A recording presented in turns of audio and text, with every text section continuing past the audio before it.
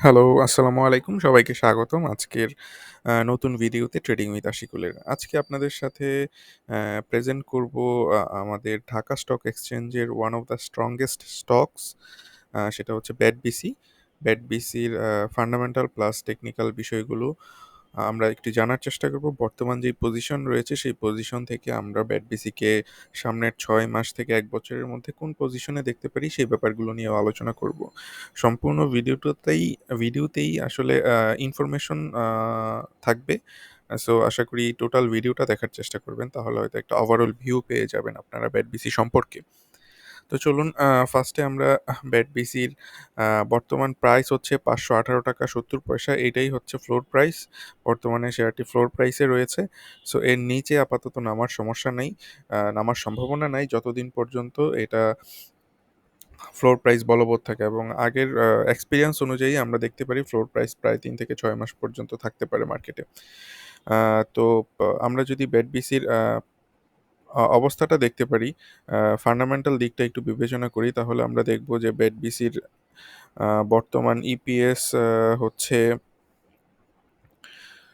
আ second কোয়ার্টারে EPS এসেছে ৳৯.২০ মতো এবং আ যেটা আগের বছরে ছিল হচ্ছে সেকেন্ড কোয়ার্টারে ৳৮.৭৯।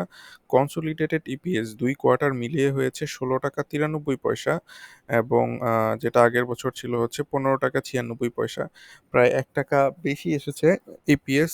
গত বছর যদি আমরা দেখি যে ডিভিডেন্ড কত দিয়েছিল কোম্পানিটি, গত বছর ডিভিডেন্ড দিয়েছিল হচ্ছে ২৭৫%। আমি যদি একটু দেখাই আপনাদেরকে, ২০২১-এ ডিভিডেন্ড দিয়েছে ২৭৫%। আ এবার যেহেতু বাড়ছে ইপিএস, সো আমরা ধারণা করতে পারি এইটা হয়তো এই বছর ৩০০% এর মতো ডিভিডেন্ড দিতে পারে। আগের বছরের ডিভিডেন্ডগুলো মিলিয়ে লাভ নেই আসলে তেমন। একটা কারণ হচ্ছে যে আগের বছরে যেহেতু ২০২০-এ স্টক ডিভিডেন্ড দিয়েছিল 200%, সো এই কারণে এইটার বর্তমান ডিভিডেন্ড দেওয়ার ক্যাপাসিটি আগের প্রিভিয়াস ইয়ারগুলোর মতো হবে না। একটু কম থাকবে বাট তারপরেও এই স্টকটি থেকে হয়তো এবার ৩০০% এর মতো ডিভিডেন্ড গেইন এক্সপেক্ট করা যেতে পারে। তো আমরা যদি এখন একটু তাদের শেয়ার পার্সেন্টেজ, ডিরেক্টর, ইনস্টিটিউট, তারপর হচ্ছে পাবলিকের শেয়ার পার্সেন্টেজ দেখার চেষ্টা করি। ২০২১ সালের ডিসেম্বরে ছিল হচ্ছে আ আ ডিরেক্টর যদি এভাবে বলি ডিরেক্টর পার্সেন্টেজ সবসময় সেম রয়েছে। ডিরেক্টররা প্রায় ৭৩% শেয়ার তাদের নিজেদের হাতে রেখেছে। গভর্নমেন্টও সেম রেখেছে, প্রায় ০.64% শেয়ার রেখেছে। এখন ইনস্টিটিউট, ফরেন আর পাবলিক শেয়ারের মধ্যে হচ্ছে যে যুদ্ধ হচ্ছে সেটা হচ্ছে যে ২০২১ সালের ডিসেম্বরে ইনস্টিটিউটের কাছে ছিল ১১.৯৪, সেটা জুনে এসে দাঁড়িয়েছে ১২.৩০% এবং জুলাইয়ে এসে মানে ১ মাসে আবার এটা ০.07% বৃদ্ধি পেয়েছে। দ্যাট মিনস হচ্ছে ১২.37% শেয়ার ইনস্টিটিউটের হাতে রয়েছে। তাহলে ইনস্টিটিউট যেহেতু নিয়েছে শেয়ারগুলো, সো কার কাছ থেকে নিয়েছে সেটা দেখেন। ফরেন ইনভেস্টমেন্ট হচ্ছে 8.10%, আ ২০২১ এর ডিসেম্বরে ছিল। সেটা জুনে এসে দাঁড়িয়েছে, কমে গেছে প্রায় ১% এর ১% না, ১% না, প্রায় ৫০% এর মতো, 0.50% এর মতো কমে গেছে এবং আ এর পরের মাসে আরো কমেছে। জুলাইয়ে হচ্ছে আরো কমেছে আ শেয়ার পার্সেন্টেজ ফরেনারদের। দ্যাট মিনস BATBCর একটা সমস্যা হয়ে দাঁড়িয়েছে সেটা হচ্ছে ফরেন ইনভেস্টমেন্ট BATBCর কমে যাচ্ছে আস্তে।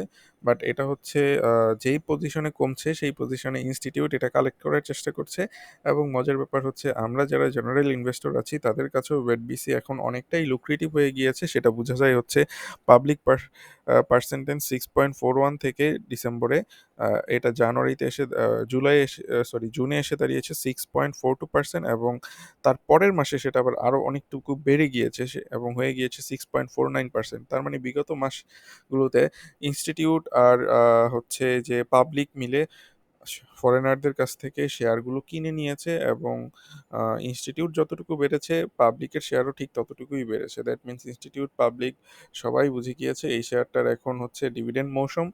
আ এখন না, আরো পরে, বাট এখন থেকে কালেক্ট করা শুরু করেছে যেহেতু এখন এই শেয়ারটি অনেক বেশি একটা লুক্রেটিভ পজিশনে আছে। এখন আমরা তো ধারণা করছি যেহেতু ইপিএস ভালো এসেছে, সো গত বছরের ২৭৫% এর তুলনায় আমরা হয়তো কিছুটা বেশি ডিভিডেন্ড পাবো এই বছরে। তো টেকনিক্যাল চার্ট অনুযায়ী সেটা কি অবস্থায় আছে আমরা সেটা এখন একটু দেখব। টেকনিক্যাল চার্ট অনুযায়ী আমি একটু বলে রাখি, আমি নরমালি আনঅ্যাডজাস্টেড চার্ট ইউজ করি। বাট শেয়ার যেহেতু অনেক বড় বড় স্টক ডিভিডেন্ড দিয়েছে, 200% স্টক ডিভিডেন্ড দিয়েছে, সো এই কারণে আমি ব্যাটবিসিতে অ্যাডজাস্টেড চার্ট ইউজ করছি। সো এই অ্যাডজাস্টেড চার্ট অনুযায়ী প্রাইস হচ্ছে 518 টাকা 70 পয়সাতে চলে এসেছে, এবং এই পজিশনে হচ্ছে ফ্লোর প্রাইস দিয়েছে।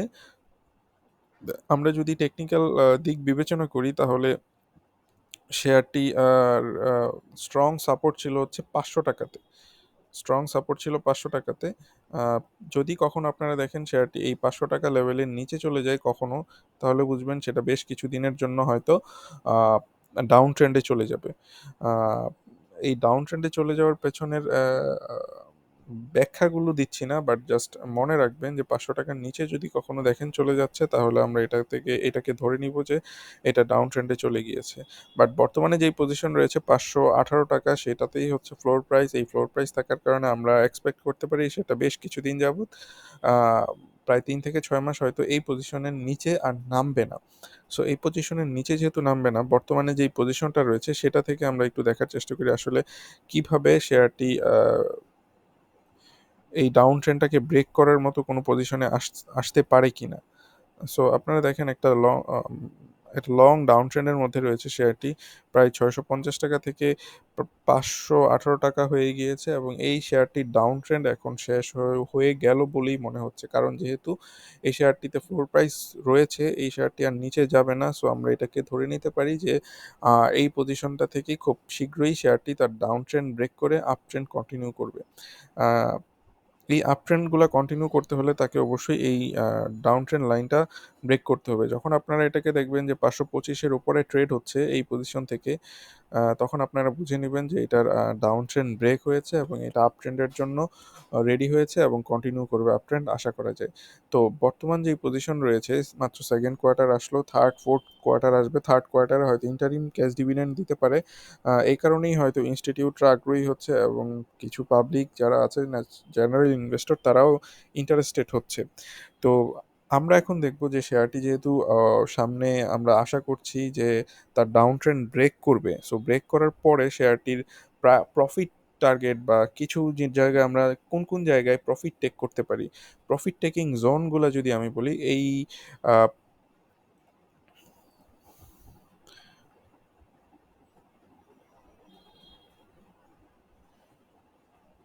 530 টাকা লেভেলে একটা প্রফিট টেকিং জোন থাকবে। বাট এইটাকে প্রফিট টেকিং জোন বলা উচিত হবে না, সরি, আমি 630 টাকারটা 530 টাকা বলছি।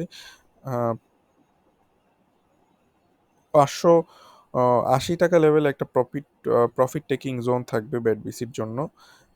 এই জোনটাকে আমরা আইডেন্টিফাই করেছি। এই জোনে হয়তো একটা বড়সড় প্রফিট টেকিং হবে। এই প্রফিট টেকিং হওয়ার পেছনের কারণ রয়েছে, আমি যদি মুভিং অ্যাভারেজ নিয়ে দেখানোর চেষ্টা করি আপনাদেরকে।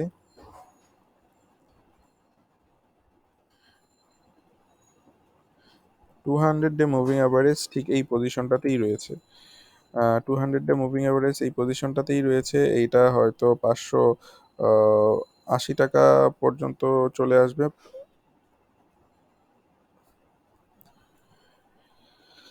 মুভিং অ্যাভারেজটা আমরা হয়তো এই পজিশন পর্যন্ত এই শেয়ারটিকে দেখতে পারি আহ, আগামী 3 থেকে 6 মাসের ভিতর, এবং নেক্সট আরেকটা প্রফিট টেকিং জোন হবে, সেটা হচ্ছে 630 টাকা লেভেলে একটা প্রফিট টেকিং জোন থাকবে। যদি এই ডাউন ট্রেন্ডটা ব্রেক করে যখন সে তার মুভিং অ্যাভারেজকেও ক্রস করবে এবং 580 টাকা লেভেলকে ক্রস করবে, তখন আমরা এটা নেক্সট প্রফিট টার্গেট জোন ধরতে পারি 630 টাকা লেভেল পর্যন্ত।